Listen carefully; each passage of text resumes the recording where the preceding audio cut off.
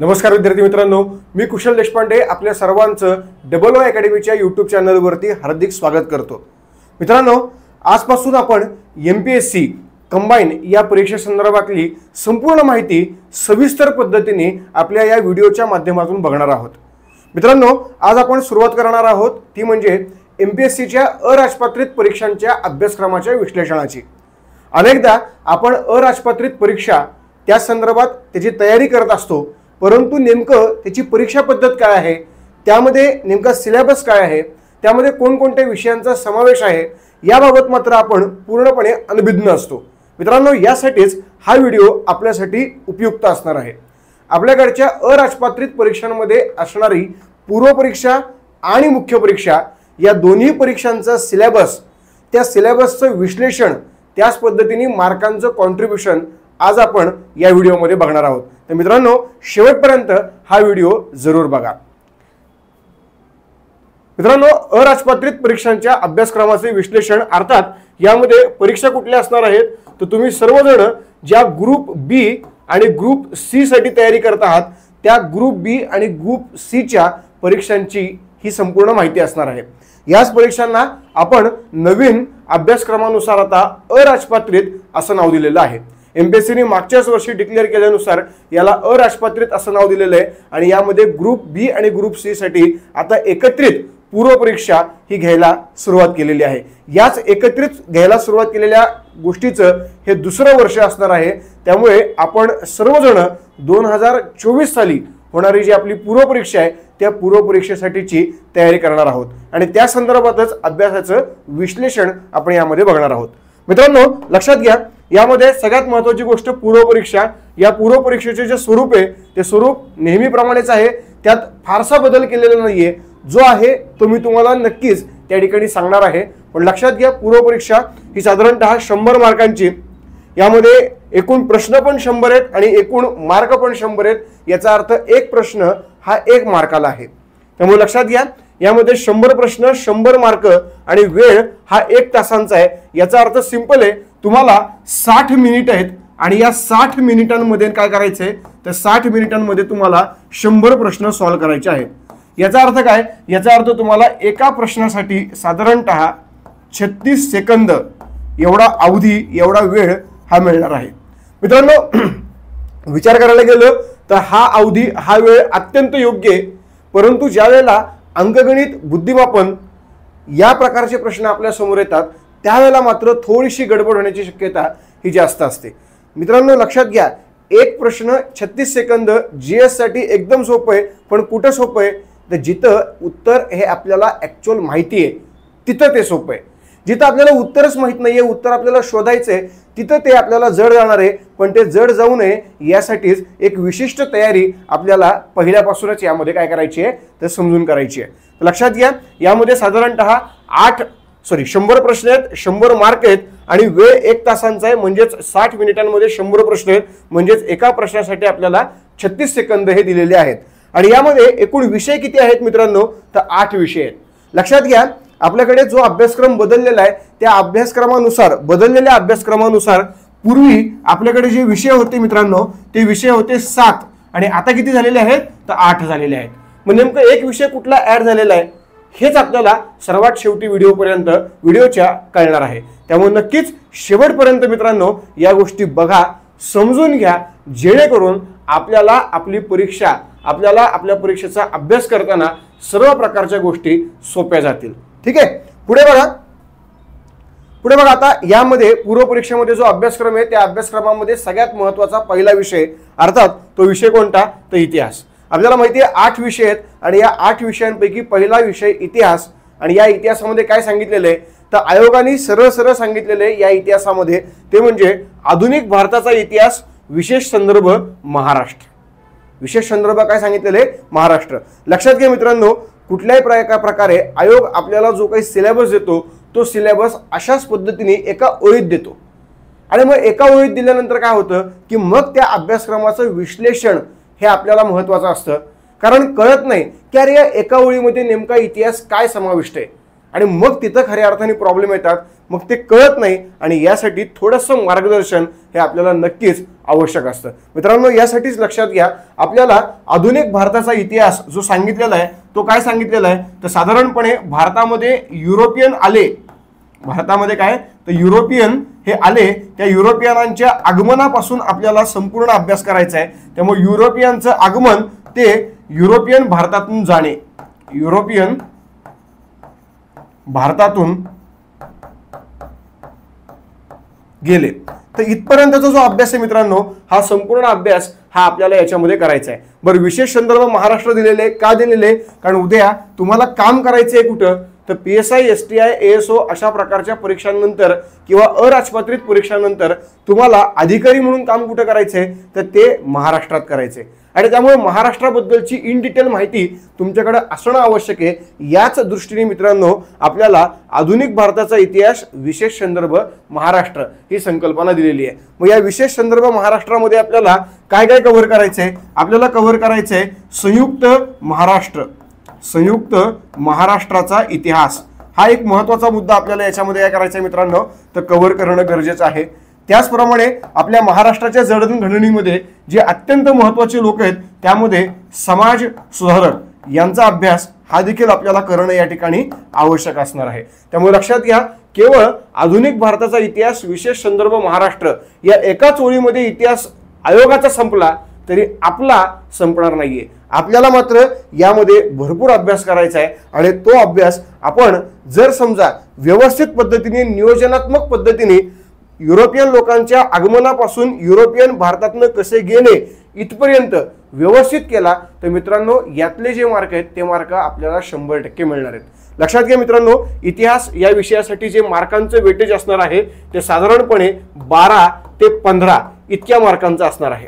लक्षात घ्या, 100 मार्कांचा एकूण पूर्व परीक्षेचा पेपर आहे. यामध्ये इतिहास विषयासाठी किती मार्क असणार आहेत, तर 12 ते 15 व्हेरिएबल मार्क आहेत. कधी कधी 12 विचारलेत, कधी अगदी 15 विचारलेले आहेत. त्यामुळे आपण 12 ते 15 अशा प्रकारचा आकडा या ठिकाणी घेतलेला आहे.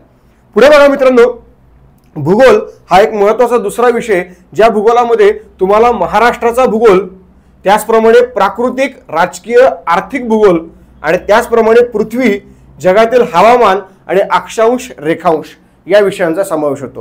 म्हणजे लक्षात घ्या, तुम्हाला भूगोलचा जो अभ्यास आहे तो भूगोलचा अभ्यास करताना तुम्हाला महाराष्ट्र या महाराष्ट्रावरती फोकस करायचंय, त्याचप्रमाणे तुम्हाला जगावर फोकस करायचंय. बघा मित्रांनो, आपल्याला पूर्व परीक्षेच्या अभ्यासक्रमामध्ये कुठेही भारत असा उल्लेख केलेला नाही. याचा अर्थ भारताचा अभ्यास करायचा आहे का नाही करायचा, तर 100% करायचा. भारताचा अभ्यास करायचा आहे, कारण तो आपल्याला या संपूर्ण प्रक्रियेमध्ये उपयुक्त असणार आहे.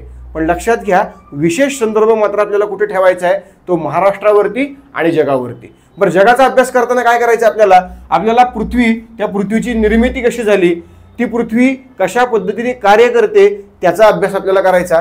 आपल्याला जगभरातल्या हवामानाचा अभ्यास करायचा.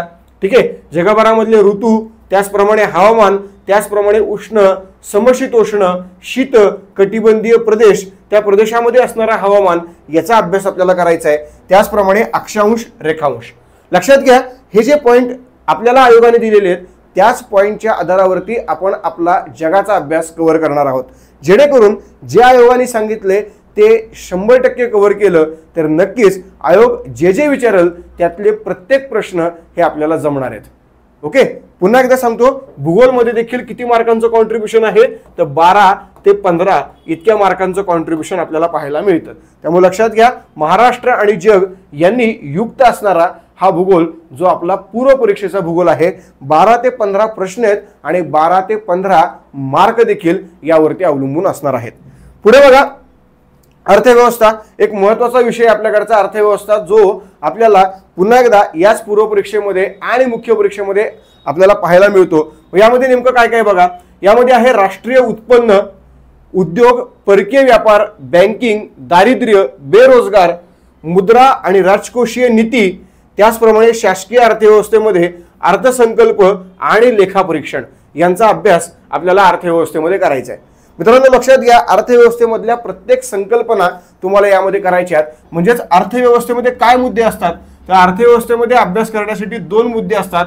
एक असतात ती संकल्पना, आणि दुसरा मुद्दा कोणता असतो, तो असतो सांख्यिकीय. कुठला असतो मुद्दा मित्रांनो, सांख्यिकीय.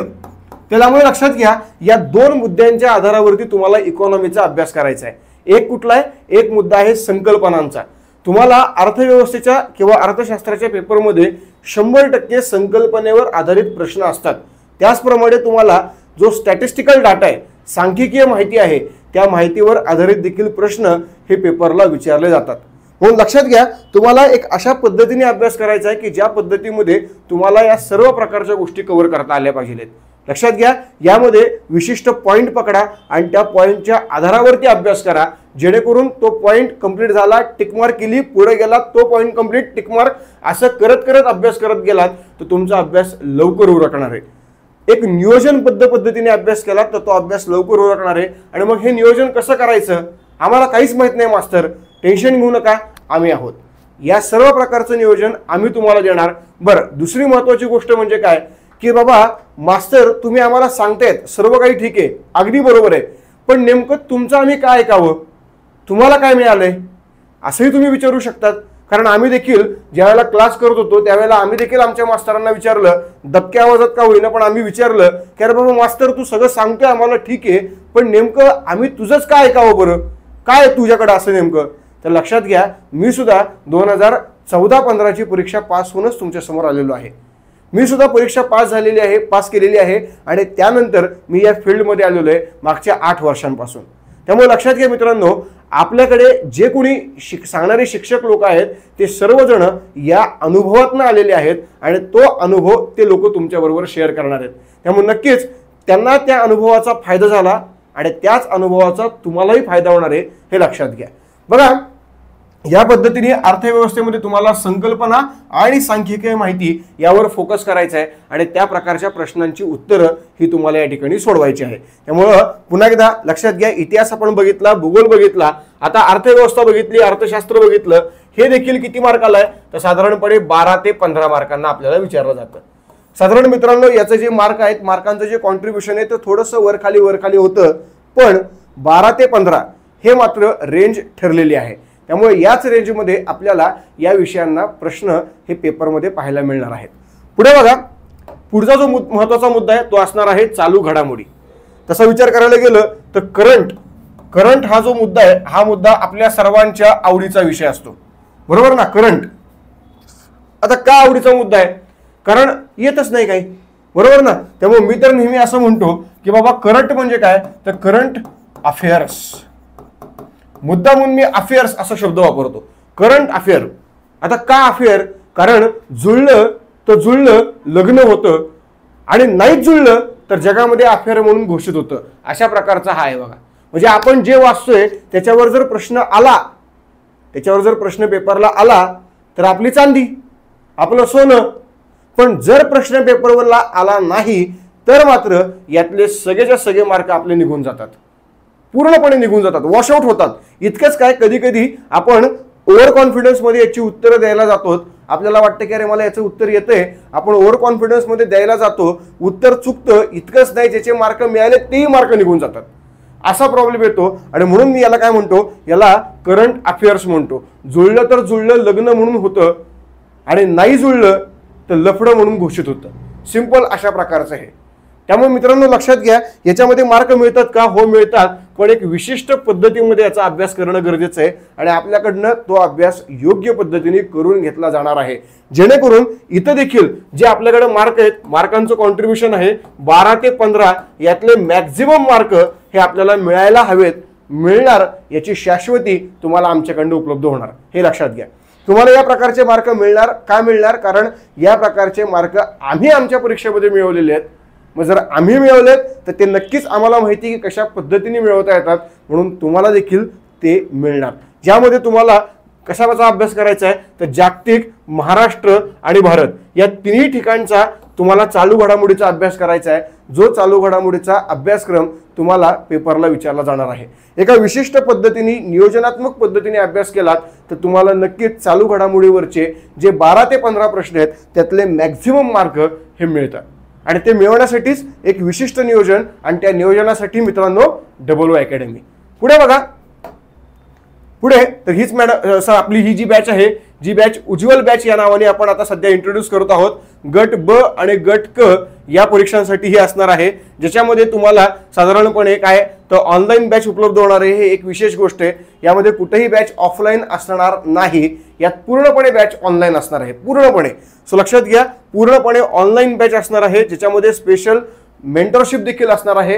म्हणजे एखादा विद्यार्थी की बाबा ज्याला कळत नाहीये, ज्याला सांगता येत नाही किंवा ज्याला थोडंसं स्वतःबद्दल बोलता येत नाहीये, तर अशा व्यक्तीला बोलतं करणं, अशा व्यक्तीला या अभ्यासाबाबत नेमकं त्याचं मत काय, त्याला नेमकं काय काय करणं अजून गरजेचं आहे, काय त्यांनी करणं आवश्यक आहे, याबाबत त्याला पर्सनल मेंटरशिप ही या माध्यमातून आपण उपलब्ध करून देणार आहोत. तर अशा प्रकारची ही नवीन बॅच मित्रांनो आपली 5 डिसेंबर 2023 पासून चालू होणार आहे. त्यामुळे लवकरात लवकर ही बॅच आपली जॉईन करा. बरं, ही बॅच जॉईन का करायची यासाठी आपण रोजच्या रोज आता जे PYQ आहेत, म्हणजेच आपले मागच्या परीक्षा ज्या आहेत कंबाईनच्या 2011 पासूनच्या, त्या परीक्षांमध्ये विचारले गेलेले इतिहास, भूगोल, राज्यशास्त्र, अर्थशास्त्र, विज्ञान, गणित, बुद्धिमत्ता, करंट अफेअर याच्यावरचे सर्व प्रश्न हे आपण आता कव्हर करून घेणार आहोत 1 बाय 1. त्यामुळे मित्रांनो जरूर या पद्धतीने आपल्याला फायदा होईल आणि त्यानुसार आपण ही बॅच जॉईन करावी. ठीक आहे. पुढे बघा, राज्यशास्त्र. बघा मित्रांनो, आयोगाने राज्यशास्त्र असं सांगितलेलं आहे आणि राज्यशास्त्र एवढा सिलेबस दिलेला आहे. आता याच्यामध्ये नेमकं काय करायचं असा प्रश्न कित्येकांना पडतो. पण लक्षात घ्या मित्रांनो, याच्यामध्ये काही वेगळे पण केलंय का MPSCने? काहीच नाही. फक्त MPSCने मांडण्याची जी पद्धत आहे ती पद्धत फक्त बदललेली आहे. मांडण्याची पद्धत काय केलेली आहे, फक्त बदललेली आहे, बाकी काहीच नाहीये. बघा लक्षात घ्या, थोडक्यात समजून घ्या.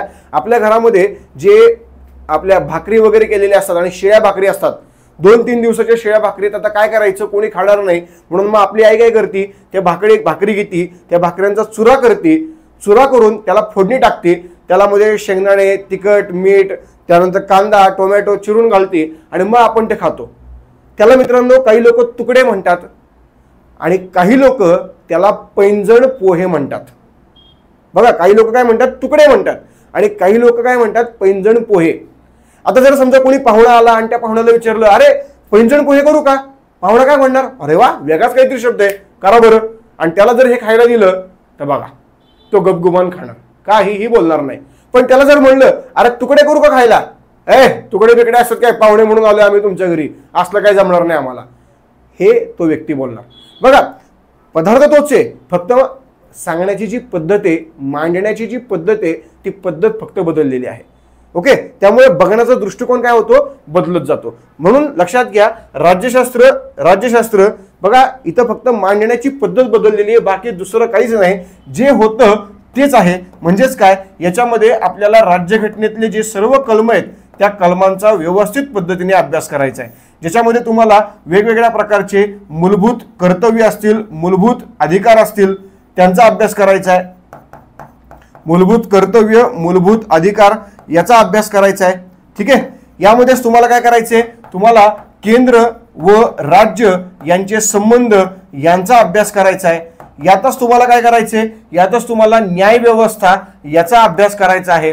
त्यामुळे मित्रांनो लक्षात घ्या, आजपर्यंत राज्यशास्त्रामध्ये आपण जो अभ्यास केला, राज्यघटनेतल्या वेगवेगळ्या कलमांचा जो अभ्यास केला, तोच अभ्यास याच्यामध्ये आहे. फक्त मांडण्याची पद्धत फक्त बदललेली आहे. इथं फक्त त्यांनी राज्यशास्त्र सांगितलेले, त्यामुळे राज्यशास्त्रामध्ये जे आहे ते सगळं करायचंय. आजपर्यंत इथं नाव काय होतं, इथं नाव होतं नागरिक शास्त्र. काय नाव होतं, नागरिक शास्त्र. आता नाव काय दिलेले, राज्यशास्त्र. त्यामुळे लक्षात घ्या, या राज्यशास्त्रामध्ये नागरिक शास्त्र पण करायचे, शिवाय इतर सर्व विषय पण करायचे आहेत. त्यामुळे लक्षात घ्या, तुमचा आता प्रीचा जो सिलेबस आहे तो सिलेबस राज्यशास्त्र विषयाचा वाढला का कमी झाला, तर थोडक्यात तो वाढला असं म्हणायला हरकत नाही. पुन्हा एकदा लक्षात घ्या, या राज्यशास्त्रामध्ये देखील 12 ते 15 मार्क आपल्याला पाहायला मिळतात. ठीक आहे. 12 ते किती, 15 मार्क आपल्याला यामध्ये पाहायला मिळतात.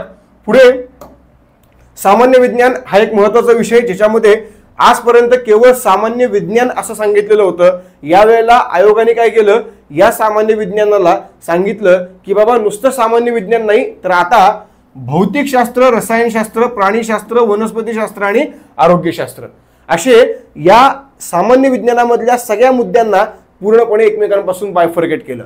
आजपर्यंत सामान्य विज्ञानामध्ये हे सर्व अंतर्भूत होतच, आता फक्त ते समोर मांडलेलं आहे. त्यामुळे आपल्याला काय वाटतं, अरे बापरे सायन्सचा सिलेबस वाढला?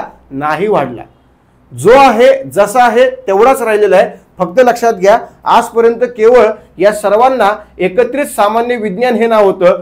आता मात्र या सर्वांचं नाव वेगवेगळं या ठिकाणी तुम्हाला लिहिलेलं पाहायला मिळते. बाकी सिलेबस मात्र सेम जसा आधी होता त्याच पद्धतीने आपल्याला आजही पाहायला मिळतोय. मार्कांचं कॉन्ट्रीब्युशन पुन्हा एकदा सेम, किती? 12 ते 15 मार्क. ओके, पुढे बघा. आता पुढचा जो विषय आहे तो गणित आहे.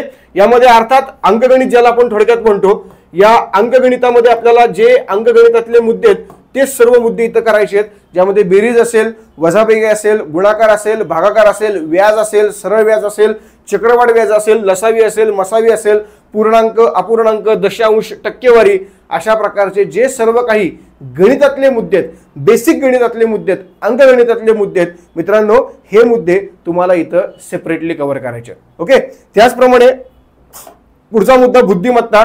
यामध्ये लक्षात घ्या, तुम्हाला जी तुमची बुद्धी आहे त्या बुद्धीला कुठे ना कुठेतरी मित्रांनो आपण आजपर्यंत त्या बुद्धीचा वापर जास्त केलेला नसतो.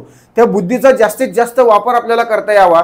आपण आपल्या बुद्धीची जी क्षमता आहे ती क्षमता जास्तीत जास्त प्रमाणात ताणली जाणं गरजेचं आहे. ती ताणावी यासाठी अशा प्रकारचे प्रश्न, बुद्धीला चालना मिळण्यासाठी, बुद्धीला काय तर बुद्धीला चालना मिळण्यासाठी अशा प्रकारचे प्रश्न हे आपल्याला उपलब्ध आहेत. ओके, तर बुद्धीला चालना मिळावी म्हणून ही बुद्धिमत्ता आहे. आणि मग याच्यामध्ये तुम्हाला कुठे ना कुठेतरी असे प्रश्न आहेत की जे प्रश्न लॉजिकली डेव्हलप करता आले पाहिजेत. तुम्हाला असे प्रश्न आहेत की जे प्रश्न तुम्हाला सॉल्व्ह करताना कुठे ना कुठेतरी बुद्धीचा वापर हा करावा लागतो. तुम्हाला बुद्धीला ताण द्यावा लागतो, तर तुम्हाला उत्तर निघतं, नाही तर उत्तर निघत नाही. तर अशा प्रकारचे हे विषय यामध्ये आपल्याला दिलेले आहेत. फक्त लक्षात घ्या, मागच्या परीक्षांमध्ये अंकगणित व बुद्धिमापन असा विषय होता. या परीक्षेमध्ये मात्र अंकगणित याला सेपरेट केलं आणि बुद्धिमापनला सेपरेट केलं. म्हणजे लक्षात घ्या, मागच्या परीक्षेमध्ये आपल्याकडे काय होतं, मागच्या परीक्षेमध्ये आपल्याकडे होतं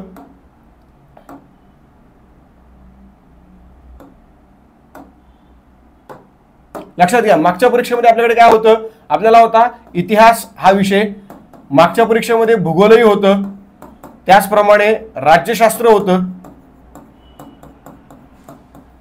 अर्थशास्त्र होतं, त्याचप्रमाणे इतिहास, भूगोल, राज्यशास्त्र, अर्थशास्त्र, त्याचप्रमाणे चालू घडामोडी, सामान्य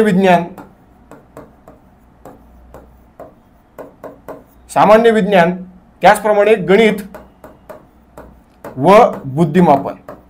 मित्रांनो लक्षात घ्या, आपल्याकडे जुन्या काळामध्ये 1, 2, 3, 4, 5, 6 आणि 7 हे 7 विषय होते.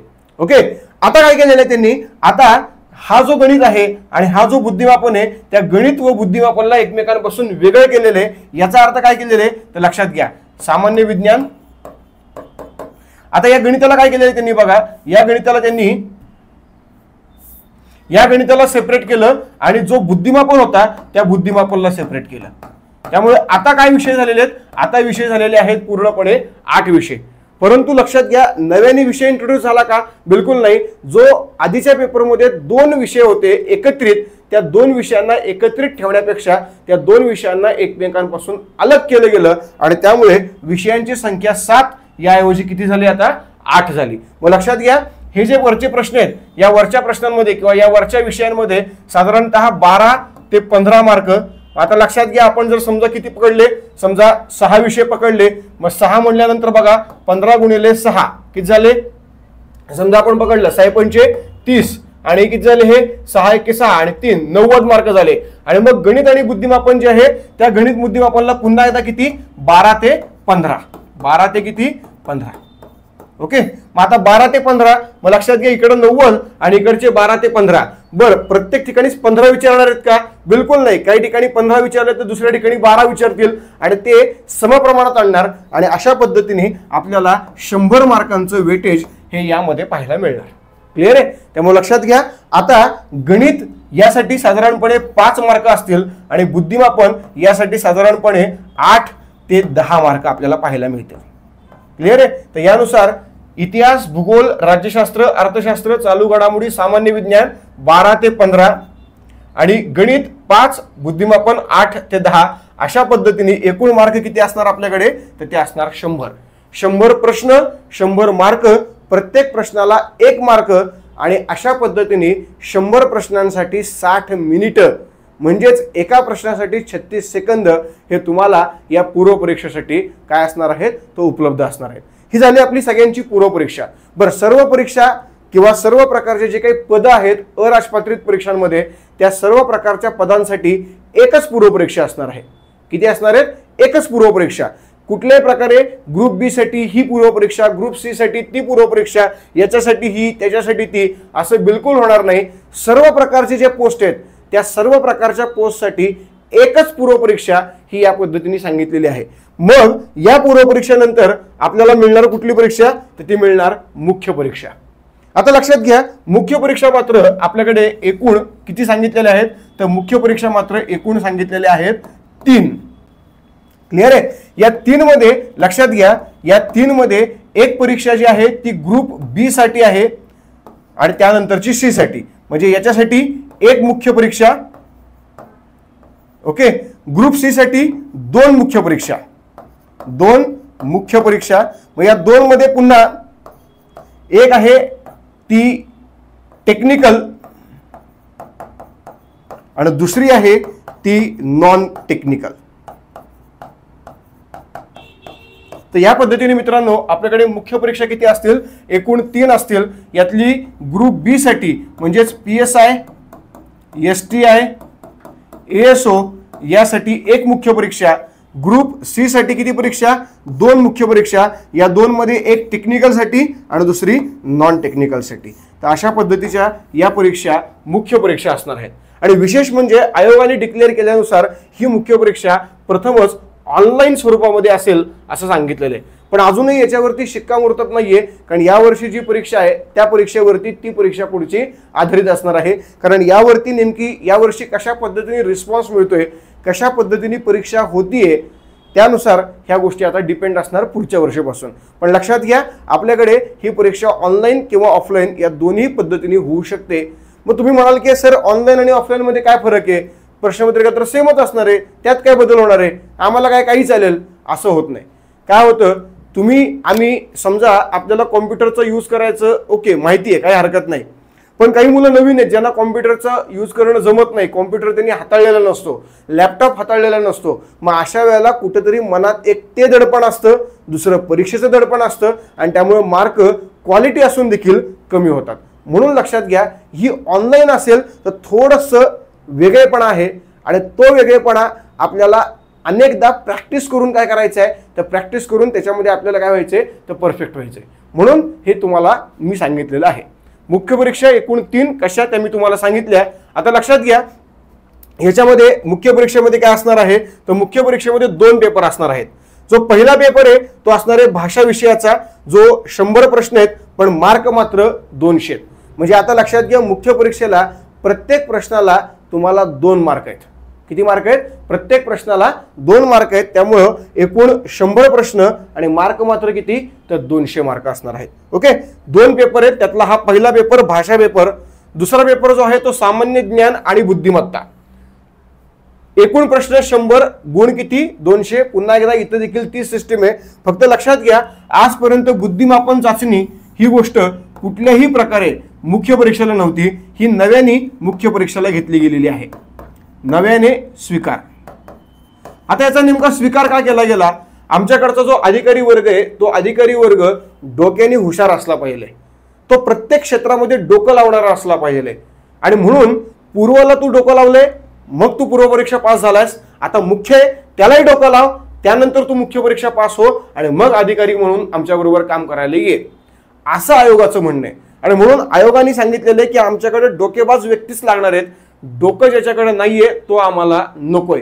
आणि म्हणून तुमच्याकडे डोकं आहे की नाही आणि ते सुपिरियर आहे का नाही हे चेक करण्यासाठी बुद्धिमापन, हे चेक करण्यासाठी हा बुद्धिमापन नावाचा विषय यात इंट्रोड्यूस केलेला आहे.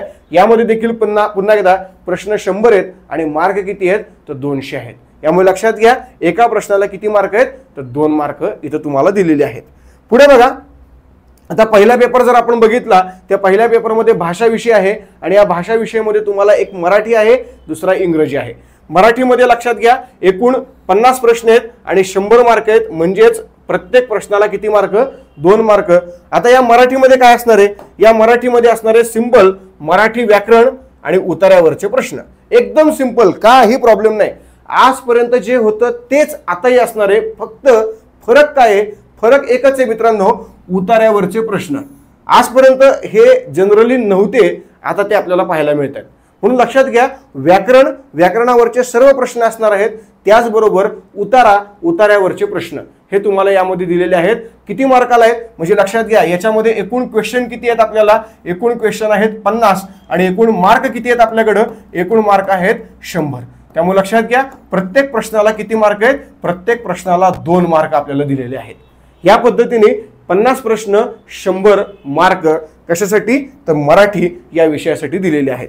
पुढे बघा याच पद्धतीने इंग्रजी असणार आहे 50 प्रश्न 100. मग यामध्ये अभ्यासक्रम तोच सेम आहे, व्याकरण आहे आणि उतार्यावरचे प्रश्न आहेत. इथं देखील व्याकरण आणि उतार्यावरचे प्रश्न आहेत. त्यामुळे लक्षात घ्या काही मार्क उतार्यावरती, काही मार्क व्याकरणावरती तुम्हाला दिले गेलेले आहेत.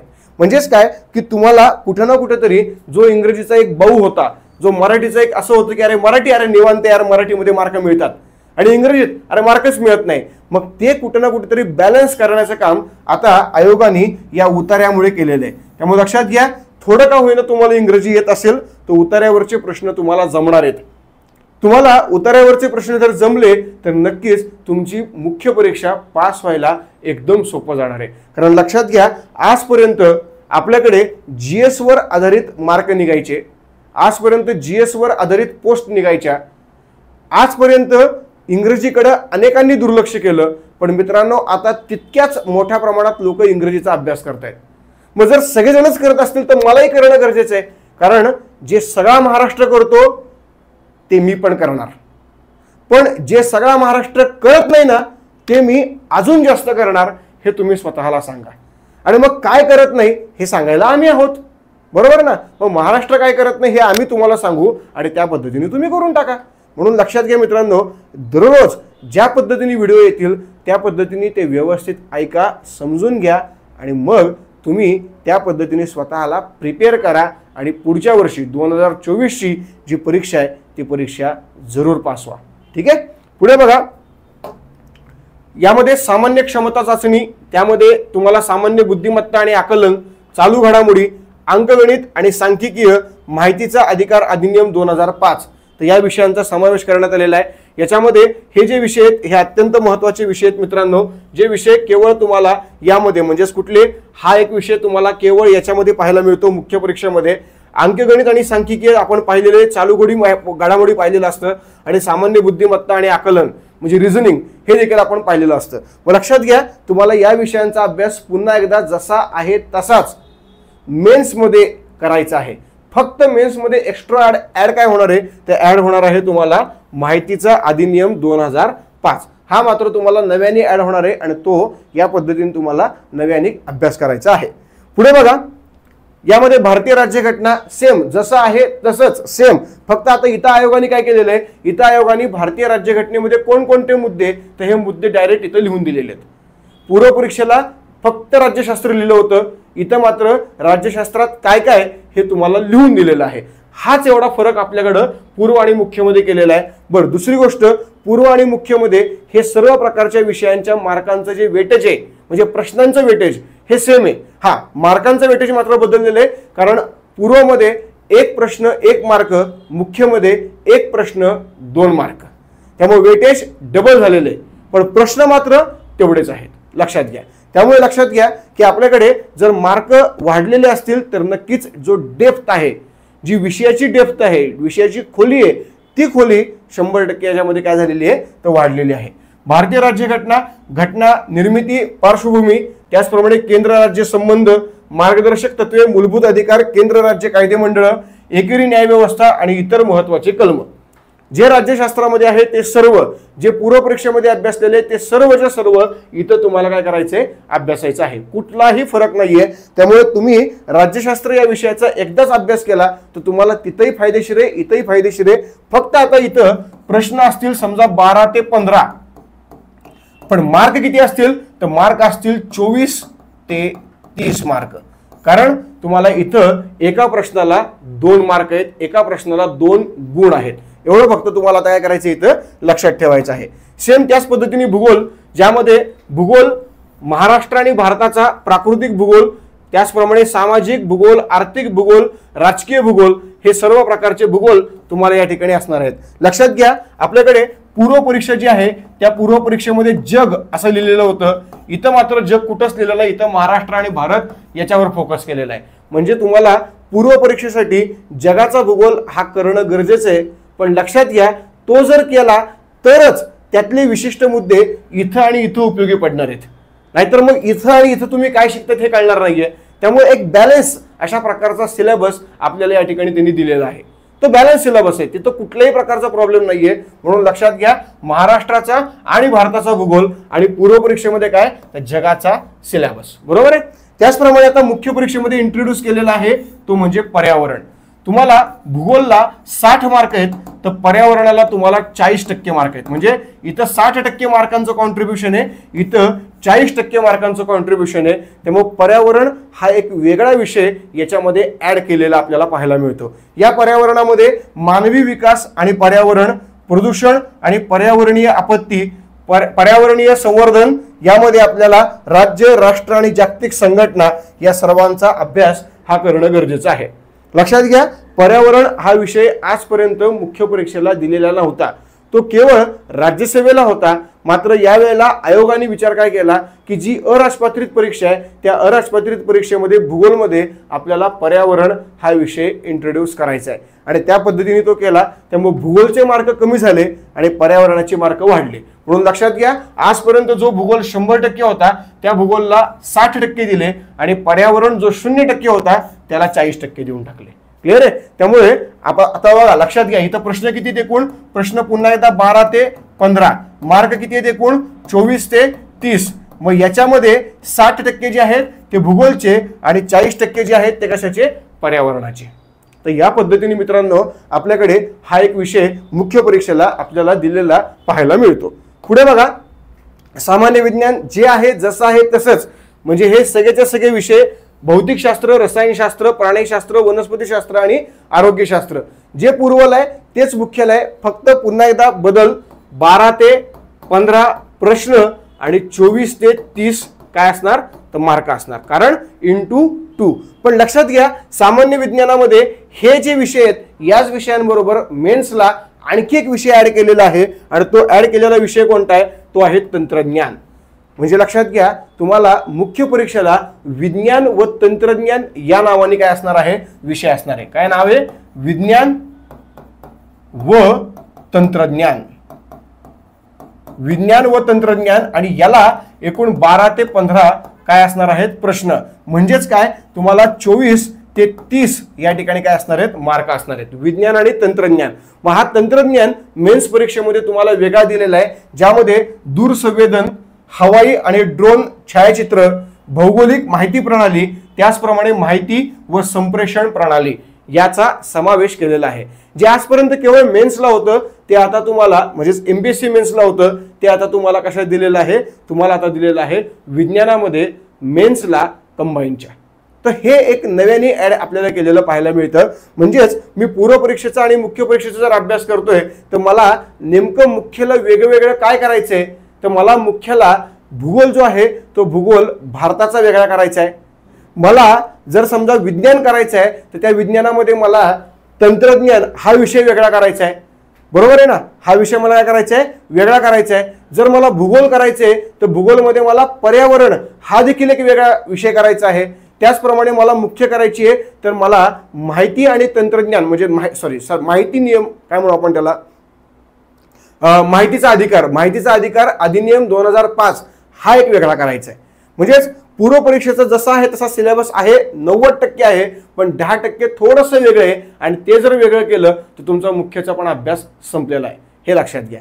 त्यामुळे जास्त काही असं अवघड असं आपल्याला दिलेलं नाहीये, जे आहे ते खूप सोपं आहे, सोप्या पद्धतीने सांगितलेलं आहे. फक्त ते समजून घेतलं तर आपल्याला त्याचा फायदा परीक्षेमध्ये प्रत्यक्षात होताना पाहायला मिळणार आहे. पुढे बघा, अर्थशास्त्र जसं आहे तसंच, ज्यामध्ये समग्रलक्षी अर्थशास्त्र, वृद्धी व विकास, सार्वजनिक वित्त, आंतरराष्ट्रीय व्यापार आणि भांडवल, जे पूर्वला आहे तेच मुख्याला आहे, जसं आहे तसं आहे. कुठल्याही प्रकारचा बदल या अर्थशास्त्र विषयात आपल्याला नाहीये. मग पुन्हा एकदा, यामध्ये प्रश्न 12 ते 15 आणि यामध्ये मार्क किती, मार्क 24 ते 30 पर्यंत आपल्याला पाहायला मिळतात. पुढे बघा मित्रांनो, भारतीय अर्थव्यवस्था, आता लक्षात घ्या, याच्यामध्येच भारतीय अर्थव्यवस्था आव्हान, शेती व विकास, सहकार, मौद्रिक धोरण, सेवा क्षेत्र, पायाभूत सुविधा आणि महाराष्ट्राची अर्थव्यवस्था, तर हे देखील विषय असणार आहेत.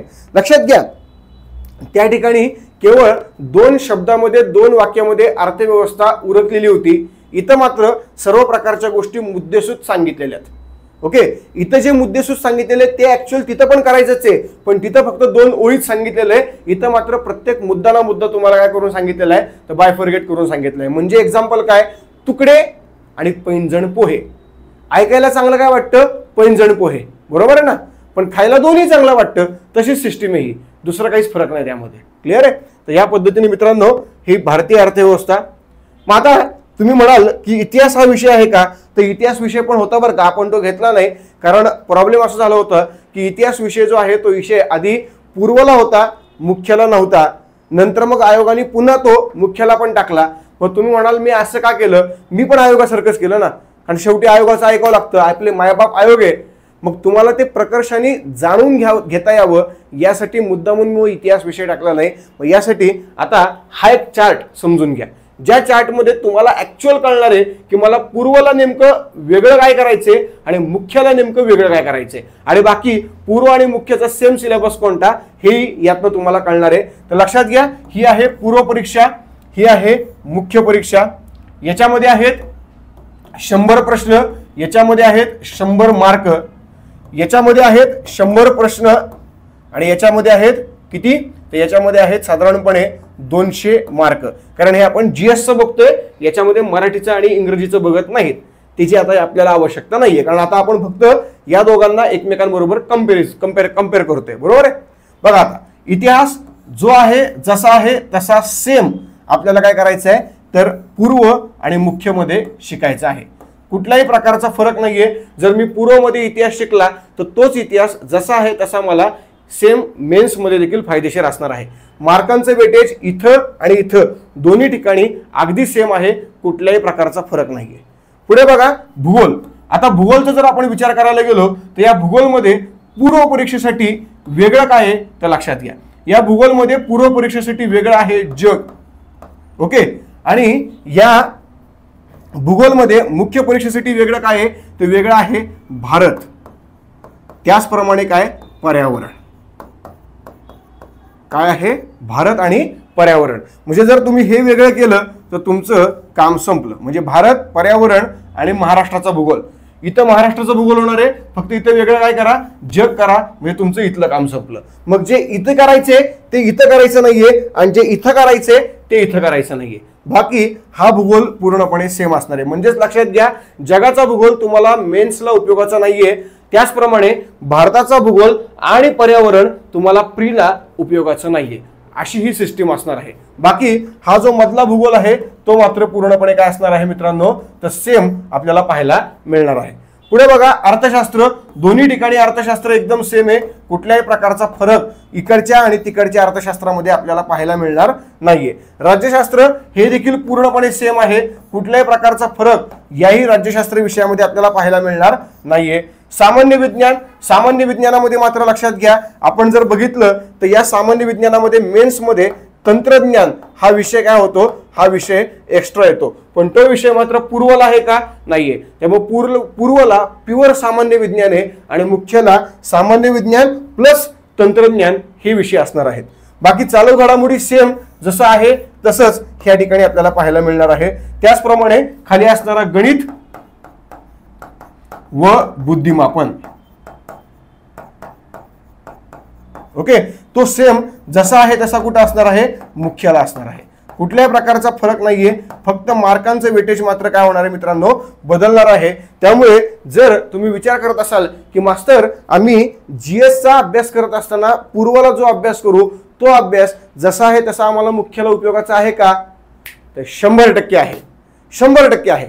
फक्त तुम्हाला नव्याने काय करायचे, नव्याने करायचे मुख्य परीक्षेसाठी भारताचा भूगोल, पर्यावरण, त्याचप्रमाणे विज्ञानामध्ये तंत्रज्ञान, हेच तुम्हाला नव्याने करायचंय. बाकी तुम्हाला काहीही नव्याने करायचं नाहीये. हा, मराठी, इंग्रजी आणि माहितीचा अधिकार हे मात्र करावंच लागणार आहे. पण या विषयांच्या बाबतीत हा जो इथं करणार आहात तोच जसा आहे तसा इथं उपयोगाचा आहे. फक्त ऍडिशनल मध्ये पर्यावरण, भारताचा भूगोल, त्याचप्रमाणे तंत्रज्ञान एवढं काम केलं तर तुमचा पूर्व आणि मुख्यचा संपूर्ण सिलेबस कव्हर होतो, संपूर्ण अभ्यासक्रम कव्हर होतो. आणि मग खऱ्या अर्थाने येणारी जी 2024 ची परीक्षा आहे ती तुम्ही परीक्षा देऊ शकतात, ती परीक्षा पास होऊ शकतात. आणि 2025 ला जर PSI झाला तर अंगावरती रुबाबदार वर्दी घालताल, आणि जर STI झाला तर मात्र योग्य पद्धतीने मस्त फॅन खाली आरामात टेबल खुर्चीवर बसून कामाला सुरुवात करतात.